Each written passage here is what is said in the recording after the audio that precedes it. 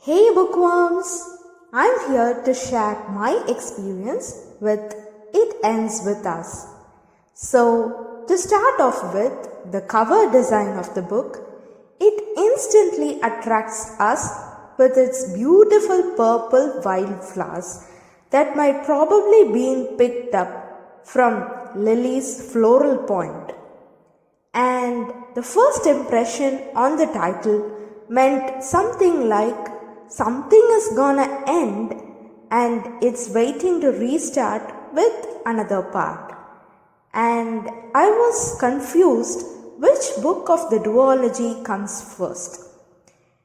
And we have Lily, Ryle, and Atlas. And with this preliminary knowledge, I got in. The beginning text in the book codes the relation of the book with the author's parenting. That shows how the book relates to the author. Lily Blossom Bloom of 23 is an MBA graduate and a striving entrepreneur from Maine to Boston who is focused and nosy. She is a skillful mind reader. She loves gardening and growing things, and she passionately dreams to open a floral shop. And here, I'd like to quote from the book. Growing things felt like a reward. Plants and humans are alike. Colleen has suggested a good way to vent up all our negative emotions by gardening through her character Lily. Lily eases out her stress by pulling out weeds in the backyard. Lily's floral business idea was like a do-or-die situation for her. Alisa, who is finally known to be Ryle's own sister, becomes her new apprentice and enthusiastically volunteers to work. Good for her. Lily's ideas are quite peculiar, especially when she attributes a negative shade to something so delicate like flowers. Soon the business starts to flourish to have nominated the best new business of Boston. Alisa is an inquisitive sister, like a typical sister would naturally be when it comes to her brother's love life. She's skilled at bringing levity into a situation. Lily's roommate Lucy is a person who likes to hear herself sing. She is an opportunist. They share clothes size, age, and 4-letter names with same first and last alphabet. Lily seems to have fallen in love with a homeless guy, bringing shame to the family. There was a guy named Atlas Corrigan, a smelly senior, a hard worker who lived in the neighboring condemned house with no electricity, no water, and no food, who eventually got Lily's care and company. They become best friends, sharing same interests, and it fruits to love. In fact, it's the angelic Lily who saves Atlas from vandalism. Lily's Ellen diaries had the detailed account of Atlas. His night stay in Lily's house sounds way crazy. Atlas' ideology on love life inspires us. He has a vision in life. He has a dream and he has lived it. He has climbed up the ladder from deep down in life. He is humble enough to serve, though he is the owner. The mention of most epic eulogy seems to sound like an irony. It was in fact an anti-eulogy, having no inspiring point to praise the dead father. It was given on the funeral of Andrew Bloom, mayor of Plethora, Maine, her father, who is the owner of most successful real estate agency within the city. Lily loved her father as a daughter but hated him as a human. He was an abusive husband, but his cancer made him too ill to physically hurt his wife. Lily's mother was Jenny Bloom, a teaching assistant at Brimmer Elementary. She covers up what she doesn't want to see and takes the blame that she doesn't deserve. The initial mention of the protagonist standing high on the suicide point gives the fear of her life, and later it eases on knowing her sympathy towards the suicides. It also suggests if her father too had committed suicide and had died.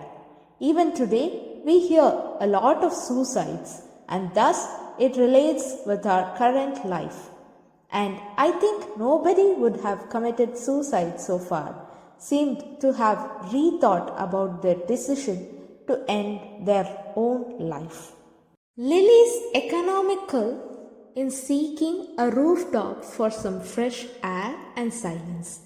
Her father's death, exasperating roommates, and questionable eulogies were the reasons behind. The climate is cold, that's uncomfortably bearable up there, reflecting her emotional state.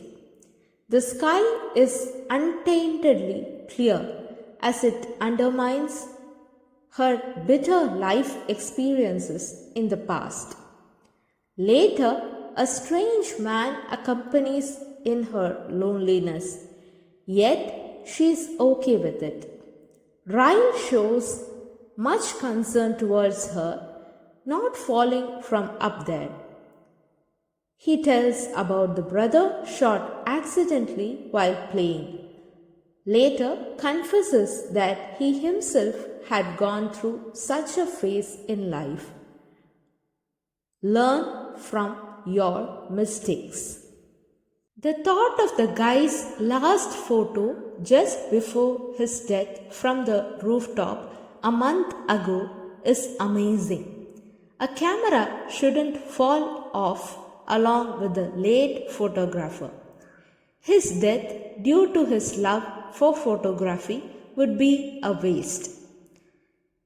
And his final shot costs his life. The mention of murder of a chair seems comical. In fact, Colleen has sprinkled a few humorous elements throughout the story, like Alyssa commanding her brother to first buy something in the shop in order to be regarded as an official customer. Ryle Kincaid, an ambitious and respectable neurosurgeon who is highly masculine, smart and impressive on the first impression, seemed to be occasional smoker. By the way, should surgeons smoke? Well, won't it be a worse example to the society? Yet the naked truth is that there are doctors who smoke, and that's pitiable. And Ryle is also perhaps a social drinker, a lecher. In short, call him a debauchee. He seems to be dominative in character.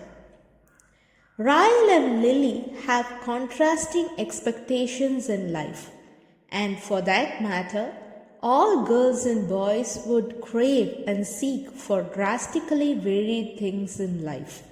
Women want love and men want romance.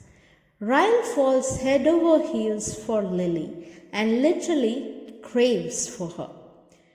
But he wants to end it making love. Lily seemed like the most addictive drug to him. But eventually, Ryle becomes ready for a commitment, and Lily gives in for Ryle's need. Ryle picking up the lily in purple seems metaphorically romantic. In fact, Lily is his first real relationship, and there's aesthetic musicality in their romance. There's a sense of belongingness. They share a pillow and seek comfort in one another. Her gaze when he is asleep is a girl thing. A wife's happiness in coddling her husband with love and care is shown. Not pressuring on a person to be something he or she is incapable of being is cool. And here I'd like to quote, "You must be the best thing that's ever happened to me." The conversation of Ryle and Lily firstly confirmed if they're really single. They get to know about their whereabouts. They open out, flirt, and finally romance. Ryle mirrors his emotions only to his close circle, fortunately within which Lily falls. They have a fun talk. Her mention of his name to be a great mystery of Boston seems to be a classy pickup line. Next, we are getting introduced to Devin, who is Lily's former colleague in the marketing firm. They were good friends outside the working atmosphere. Marshall and Alisa's love story is great. Isa loved and married to her brother's best friend out of possessiveness and jealousy. Her new job got her rid of the barrenness of life. There's a good reason for which Lily prolonged going through the last entry of her diary. Ryle gets to progress in his passionate career. Like Ray and Han, there comes Riley for Ryle, showing the sibling love. The tourists treat you like a local, asking you the routes and famous spots, and the locals treat you like a tourist, like a strange intruder who doesn't even belong to the city of Boston. People aren't transparent. They fake their identities, wherein on the inside we are equally faulty. And we are talented enough to hide it. And there are no bad people. We are all just people who sometimes do bad things. Naked truths aren't always pretty because it's blunt, straight, and is deprived of human sentiments. It can hurt people. Parents aren't ever really happy with their children. They don't easily get satisfied. If we are good, they wanted us to be the better. And if we are better, they wanted us to be the best. And if we are the best, they always wanted us to be the exceptional. Even if one becomes a doctor, they always think of what he lacks. Maybe the waste of time and life spent in career. Every girl would have the idea that there's a perfect man out there for her, that dream boy. And we don't yield to someone unless it leads to something serious like love and marriage. And every girl desires to be wanted by her man. We feel cherished if we are admired by our man. Every girl loves to be carried into her man's arms. Every girl's craving would be wearing her man's shirt and him drinking on her cup. Every girl would feel jealous if her man talks of a girl. A lover's smile could have a sense of awe. And here, Lily has felt like a pierce of a knife onto her chest. A forehead kiss is like a promise to her that he'd always be for her. Siblings have faith in each other. Yes, they do know better about each other since they grow together. And brother-sister bond is one of a kind. A girl keeping a diary in young age is a cliche. Yes, it is, because people like Lily and I maintain diaries. Feeding, funding, or helping out a homeless person is a noble deed. Consider it a punya or seva, but ultimately it leads to satisfaction. Atlas at last reveals his bitter past secret to Lily, and I took a deep breath just before he does in the story later. Aishwarya Vetrimaran says this to Dr. Daniel Arogyaraj in At Least Mercer, a movie taken in 2017. We may look poor, but we are rich enough to serve people. And Lily has voiced for Colleen in 2016 that we aren't rich, but we certainly aren't too poor to help other people. What a coincidence. The voice of Atlas had given chills to Lily, and answering to her question that follows, yes, I've heard a few boys' deep male voices and have felt it vibrate inside me. It shows that they are so manly. Not all people have the courage to say what they are actually thinking. Yes, of course, not all are transparent anyways, unless and otherwise, if at all, they are drunken. The life of a neurosurgeon might probably be pathetic, as they work tirelessly even for a 48-hour shift like Ryle. A 5-year-old boy died. There's a gun in his parents' bedroom. His little brother held it and it accidentally went off. Now, what's to be questioned? The child's playful innocence or the parents' carelessness in keeping the gun within the children's reach? Just a matter of 15 seconds could have a drastic effect on someone's life, says the course of the story. Maybe Ryle should have been more cautious in pulling out the hot tray out of the oven, or maybe Lily might have been more matured enough to control her laughter in a serious note. Maybe Ryle could have been Lily's forever friend. Maybe baby Emmy could have been saved as a better version of Lily 2.0. But anyways, whomever takes the fault, the caring gesture of bringing ice bag and first aid kit for each other's cure proves their love for each other, and separation is their wisest choice, breaking the pattern for good. And all of that creamy part is over. All that comes aftermath really makes me think of strangling Ryle to death in hatred if I were Lily for all that he treated her. Masculinity is just to protect the feminine, and it shouldn't be the case where the feminine seek protection from. It's really pathetic to see Lily feeling unsafe with Ryle. Ryle's anger issues due to his past trauma can be an excuse.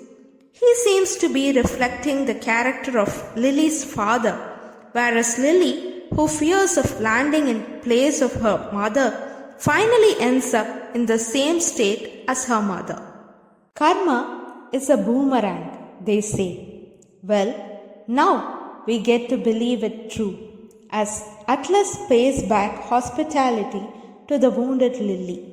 Only from here do our impression on Atlas grows. House is a building, home is an emotion. Once Lily is born as a mother, she could neither cherish her motherhood nor could she feel her home with the abusive husband. As a father to be, Ryle's close presence is essential for Mother Lily as she craves for it. Yes, talk to people, confess to close ones with experience in your circle for better advice when you need. Dishes like casseroles and lasagnes appetize us in the novel. Parents, as matured people, try to make way for their child as two coexisting people. Colleen has an interestingly bizarre way of writing. An author's success is to make the readers feel it through her writing.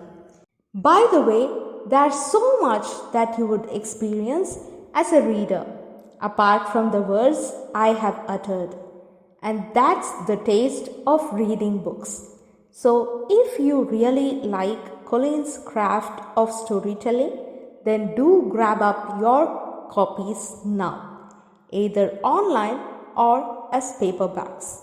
And attention, Indian readers, please mind the language and references of foreign lifestyle that differs totally from the Indian context. It stops here with me and you. It ends with us.